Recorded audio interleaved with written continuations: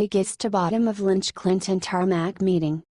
New details emerge about the Tarmac meeting between former Attorney General Loretta Lynch and former President Bill Clinton.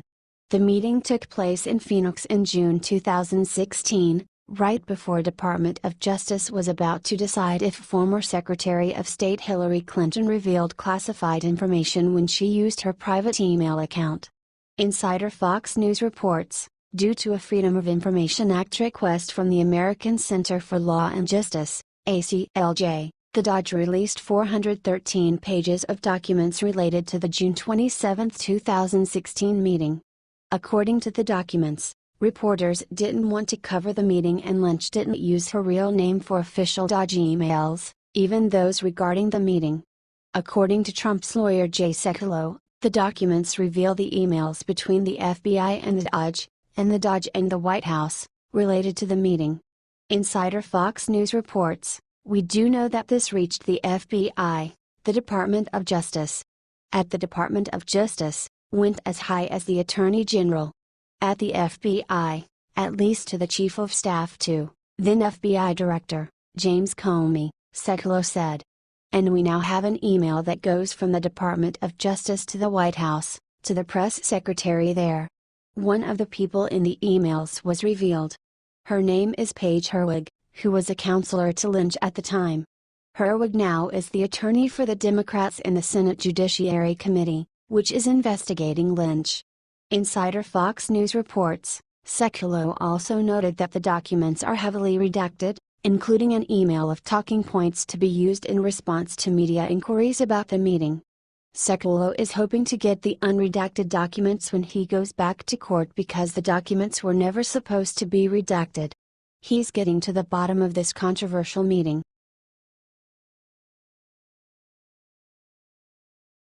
Breaking judge orders Democratic senator to face criminal charges in court.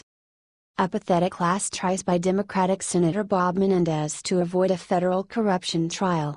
The trial was scheduled to start in September. A judge rejected the attempt by Menendez. Menendez, accused of giving political favors to Florida Dr. Salomon Melgen in exchange for campaign contributions and gifts, asked that the case against him be dismissed on account of the Supreme Court's 2016 decision to overturn the corruption conviction of former Virginia Governor Bob McDonnell. Advertisement: The corrupt fool's attorneys combated with the prosecutor that none of the alleged assistance he offered Melgen were official acts. They believe that should counter any kind of legal argument against him. Well, that's not always how it works. You can spin words and semantics, but at the end of the day, when you've done wrong, you're going to pay for it. U.S. District Court Judge William Walsh gave his statement.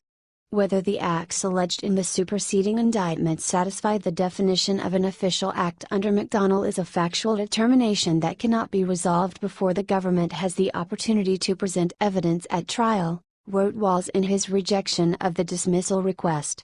Menendez was given campaign funds from Melgen and was given flights on private jets and lavish vacations. Prosecutors press that Menendez actually used his power to aid Melgen in billings disputes with the Center for Medicare and Medicaid Services. Melgen was convicted in a Medicare fraud case in April. Menendez will be busy with court proceedings for 4 days a week beginning in September.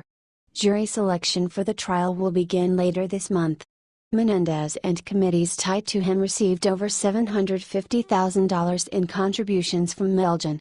A standard Democratic hypocrite is trying to pull the wool over a judge's eyes and it's clearly not working. Advertisement: Share this.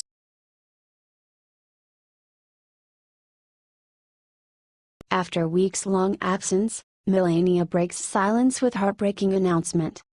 Without a reason, right from the moment that she became our First Lady, liberals did anything possible to destroy her image. I am talking about Melania Trump in case you don't know. The current First Lady is facing such a pressure after taking the role as a FLOTUS that basically, liberals together with the mainstream media did not let her even to breathe.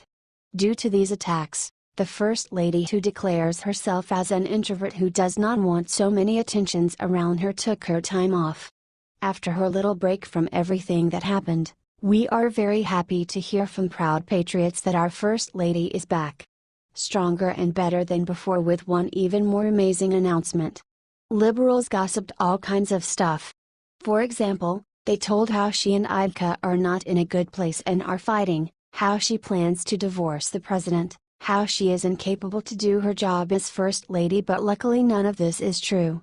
Melania thought that she together with Barron needed some time out of the spotlight. She is back, and she was, in fact, working on something while she was gone. She took to Twitter on Tuesday and published this photo. Melania announced that she is planning to end the destructive power of opioids. Unlike the previous administration that in fact ignored this problem as much as they could, she is here to fight against it. What a clever comeback. Some rumors are floating around that the First Lady even wants to end all the drug kingdoms in America. She is against the thing that is destroying our youth.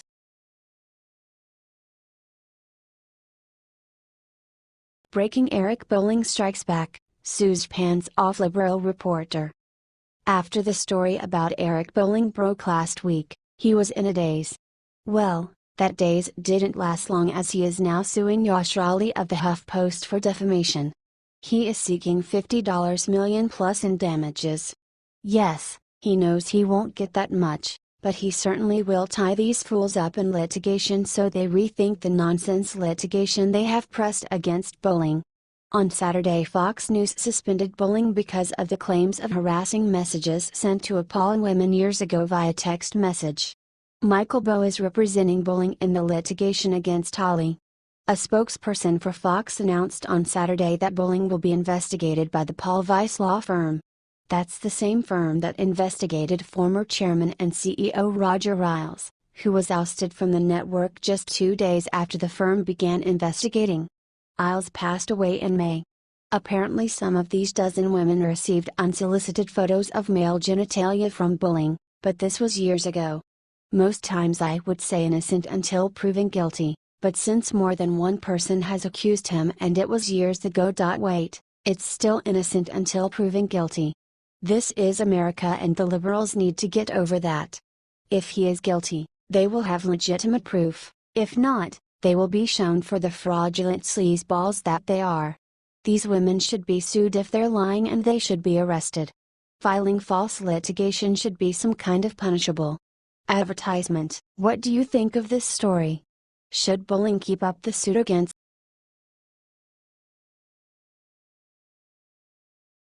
Melania Trump? Stunts paparazzi with incredibly flattering dress to meet president.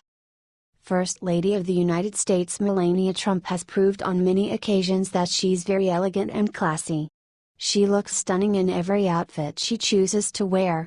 On Tuesday, she attended a meeting with her husband President Donald Trump at his golf property in Bedminster, New Jersey. As she was a sleeveless white dress, she turned a few heads. Daily Caller reports, the First Lady couldn't help but catch everyone's eye in the gorgeous number as she sat next to the President and Secretary of Health and Human Services Tom Price. The dress looked incredibly flattering on her at the gathering where Trump and Price discussed the dangers of opiate addiction facing the country. Before the meeting, she posted a photo on Instagram in order to give her support at the meeting today. The photo was captioned, "Opioids are destroying our youth, people. MTGW POTUS and its Sec Price today to give my support to #Stop Drug Addiction." The First Lady is always dressed classy no matter where she's going. I guess it paid off to be a former model. We've never seen her in an ugly outfit.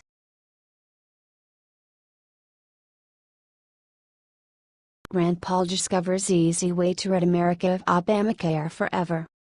President Trump has a huge campaign promise to fill. That is to repeal Obamacare and unburden millions of suffering taxpayers. The burden is vast and spreads across all states, and not only is Trump sick of it, but so is Rand Paul.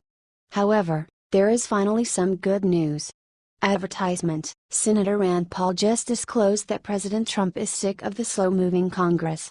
Trump is going to take matters into his own hands.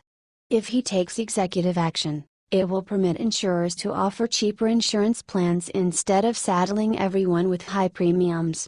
Kentucky Senator Rand Paul, has announced to reporters that the president is considering taking executive actions to handle the Obamacare issue after Senator John McCain foiled the attempt to pass a bill that would potentially repeal Obamacare. This would let big corporations like AARP. AARP represents retirees. It is also allowing business to integrate and negotiate with health insurance providers for lower premiums. Can you imagine the leverage you would get for drug prices and insurance prices if you were negotiating for 5 million people? Said Paul. If you could legalize that, not only could it fix some of the problems that we are encountering in the individual market, there's 28 million people without insurance because it's too expensive. What if we force the price down enough?